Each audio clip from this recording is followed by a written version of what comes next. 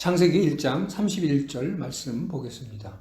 하나님이 지으신 그 모든 것을 보시니 보시기에 심히 좋았더라. 저녁이 되고 아침이 되니 이는 여섯째 날이니라. 하나님이 보시기에 좋았더라는 말은 하나님의 의도대로 되었다는 의미입니다. 건축가가 자기가 설계한 대로 집이 완성된 것을 보면서 아주 흡족해한 것과 같은 의미입니다. 도킨스가 이런 말을 했습니다. 진화에 관한 책들은 성경처럼 신성하기 때문에 믿는 것이 아니다.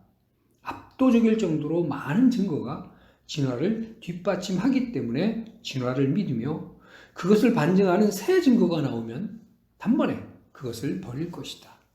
도킨스의 말대로 과연 진화에는 증거가 많은 걸까요? 진화론에는 두 개의 핵심 기둥이 있습니다. 첫째는 생명 자연 발생설입니다. 우연히 어쩌다 보니 저절로 원시 수프라는 것에서 살아있는 세포가 생겨났다는 것이죠. 생명의 자연 발생설에 대한 증거는 없습니다. 파스테르가 다윈이 종의 기원을 썼을 즈음 과학적 실험을 통해 생명은 생명에서만 생겨난다는 법칙을 확인했습니다. 이미 과학적 실험을 통해서 반증된 생명의 자연 발생설을 진화론이 아직까지도 붙들고 늘어지는 이유는 뭘까요? 둘째는 종 돌연변이설입니다. 돌연변이에 의해서 아메바가 어류, 양서류, 파충류, 포유류로 종의 진화를 일으켰다는 것이죠. 사실상 돌연변이도 우연히 어쩌다 보니 저절로 발생한 사건입니다. 결국 진화론의 핵심은 생명이든 종이든 우연히 어쩌다 보니 저절로 생겨났다. 물질에서 어쩌다 보니 저절로 복잡한 생명체들이 생겨났다. 즉 우연의 창조라는 얘기입니다.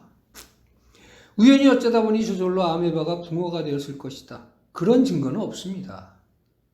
원숭이가 인간이 되었을 것이다.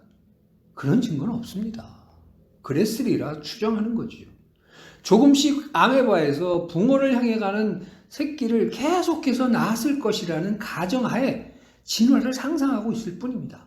조금씩 원숭이 같은 유언인에서 인간을 향해 가는 자손을 계속해서 낳았을 것이라는 가정하에 인류의 진화를 상상하고 있을 뿐입니다. 진화론자들이 상상하는 진화의 단계마다 더 복잡한 유전자로 나아가는 자손을 계속해서 낳았다는 증거는 단 한 번도 밝혀진 바가 없습니다. 그때 살지를 않았는데 어떻게 입증할 수가 있겠습니까? 그래서 진화의 증거는 있을 수가 없습니다. 그냥 진화했을 거라는 상상을 그럴듯하게 꾸미는 말과 행위들만이 있을 뿐입니다. 최초의 세포는 어떻게 생겨났을까요? 세포를 이루는 요소인 단백질은 아미노산으로 되어 있습니다. 자연에는 300개 이상의 아미노산이 있지만 그중 단 20개만이 생명체에 사용된다고 합니다. 엉뚱한 아미노산이 하나라도 섞이면 단백질은 제대로 기능하지 못하겠지요? 단백질은 수십 또는 수만 개의 아미노산으로 만들어집니다. 반드시 특정한 순서대로 조립되어야만 합니다. 코스모스의 저자인 칼 세이건은 100개의 아미노산으로 구성된 단백질 하나가 우연히 만들어질 확률을 10의 130제곱분의 1로 계산을 했습니다. 세포도 아니고요. 그냥 단백질 하나. 단순한 단백질 하나. 10의 130제곱? 동그라미가 130개죠? 100억 곱하기 100억 곱하기 100억 곱하기 이렇게 해서 100억을 13번 곱해서 얻어지는 수치입니다. 가능한 확률이 아닌 거죠. 가장 간단한 세균이 625개의 단백질로 이루어졌다고 합니다. 그렇다면 그 세균이 자연에서 우연히 저절로 생겨날 확률은 10의 130 곱하기 625, 즉 10의 약 8만 제곱분의 1, 0이 8만 개가 붙어요. 그걸로 끝이 아닙니다. 그게 살아나야 됩니다. 생명을 얻어야 되는 거죠. 도대체 어떻게 살아나는 걸까요? 우연히 어쩌다 보니 저절로. 세균이 갖고 있는 신체 조직과 기관이 모두 만들어졌다고 그 세균이라는 물질에 생명이 저절로 주어지는 것은 아니죠. 생명에 필요한 신체 조직과 기관이 다 있어도 시체는 생명력이 없지 않습니까? 게다가 자기를 닮은 자손을 생산하는 자기 복제의 능력이 그냥 주어지는 것도 아닙니다. 우연히 저절로 자기와 똑같은 생명체를 만들어내는 능력인 유전자까지 조금씩 생겨나야 합니다. 진화론은 무신론에 기여합니다. 창조론은 유신론에 기여합니다. 무신론을 지지하기에 진화론을 선택한다거나 유신론을 지지하기에 창조론을 선택한다는 것은 과학적 방식이 아닙니다. 종교적 혹은 철학적 신념에 따른 선택이기 때문에 그렇습니다. 과학적 방식이란 무엇입니까?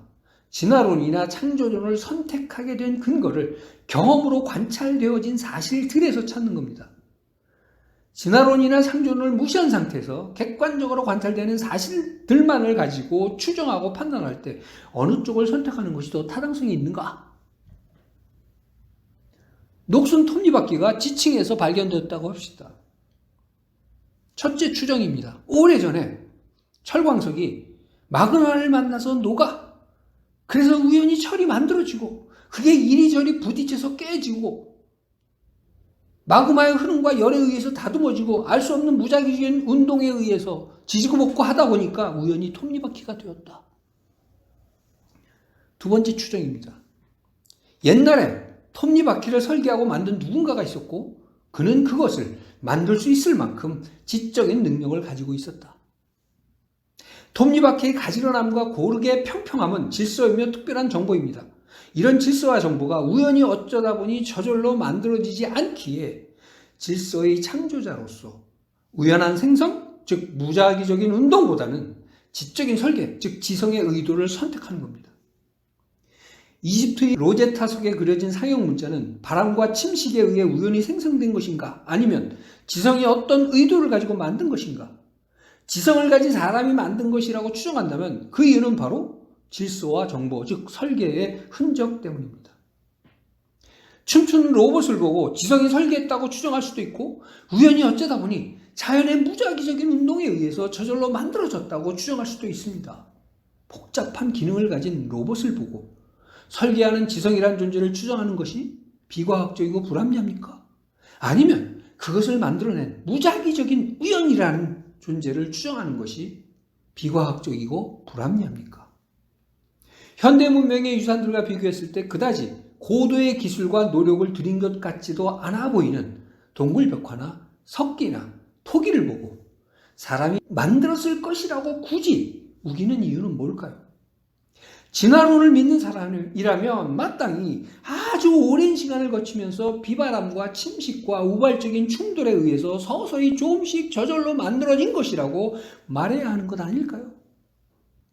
세포와 뼈와 근육과 힘줄과 신장과 뇌도 우연히 저절로 생기는 판에 그까지 벽화나 석기나 토기가 우연히 저절로 생기는 게 뭐 어렵고 힘든 일이라고 굳이 지적인 존재인 인간까지 들먹여야 하겠습니까?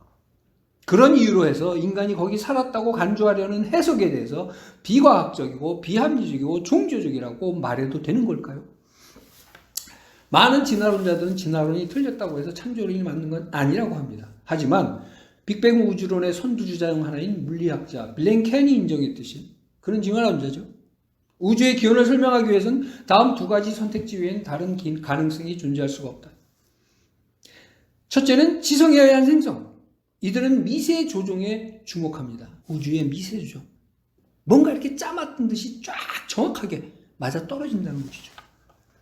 두 번째는 우연에 의한 생성입니다. 너무나 우주가 많이 만들어지다 보니까 그 중에 하나는 오늘날 우리와 같은 우주가 됐을 것이다. 소위 엄청나게 많은 우주가 생성되었을 것이라는 즉 다중 우주론을 가정합니다. 이건 가정입니다. 관찰한 게 아닙니다. 이와 마찬가지로 생명의 기원에 대한 이론도 딱 두 가지일 수밖에 없습니다. 지성에 의해서 만들어졌거나 창조론이죠. 우연에 의해서 만들어졌거나 진화론이죠. 진화론은 입증되지 않았고 입증될 수도 없다. 우리가 진화론을 받아들이는 이유는 진화론이 아니면 창조론을 받아들여야 하는데 그것은 도저히 생각할 수 없는 일이기 때문이다. 진화론자인 아소키스의 말입니다. 왜 창조론은 받아들일 수 없을까요? 과학적인 이유가 있는 게 아닙니다. 그런 이유는 없습니다. 나보다 우월한 존재, 내 도덕성을 판단하는 존재가 있다는 게 싫었던 겁니다. 인간 자신이 신이고 싶었던 것이죠. 우리가 종의 기원에 대해서 좋아서 펄쩍 뛴 이유는 신에 대한 생각이 우리의 성적 관습을 방해했기 때문이다. 열렬한 진화론자인 줄리안 헉슬리의 말입니다. 성적 욕망에 대한 성경의 가르침이 싫었다는 얘기입니다. 너는 내 이웃의 아내와 동침하지 말라. 너는 여자와 동침함 같이 남자와 동침하지 말라. 너는 짐승과 교합하여 자기를 더럽히지 말라. 레위기 8장의 말씀입니다. 외도를 하든 동성애를 하든 동물 성애를 하든 간섭하지 말라는 거죠. 프리섹스, 섹스 유토피아에 대한 갈망인 겁니다. 신에 대한 생각이 그런 갈망을 부담스럽게 한다는 것이죠. 그래서 우연히 만들어졌다, 모든 게. 진화론을 선택했다는 겁니다. 하나님을 부정하는 인간의 행태에 대해서 성경은 이렇게 말씀합니다. 어리석은 자는 그 마음에 이르기를 하나님이 없다 하도다. 그들은 부패하며 가증한 악을 행하며 선을 행하는 자가 없도다. 시편 53편 1절의 말씀입니다. 마음껏 욕망대로 살기 위해서 하나님이 없어야 한다고 외친다는 말씀입니다.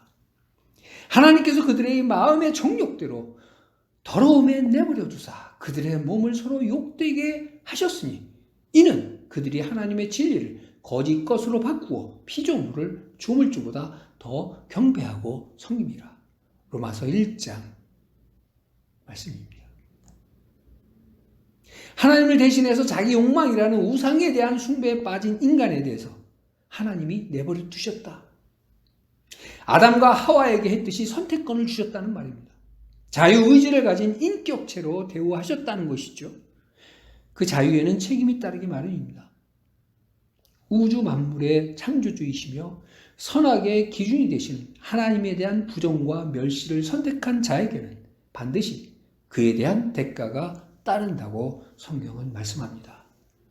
특별한 육체를 따라 더러운 정욕 가운데서 행하며 주관하는 일을 멸시하는 자들에게는 형벌할 줄 아시느니라. 베드로후서 2장 10절의 말씀입니다.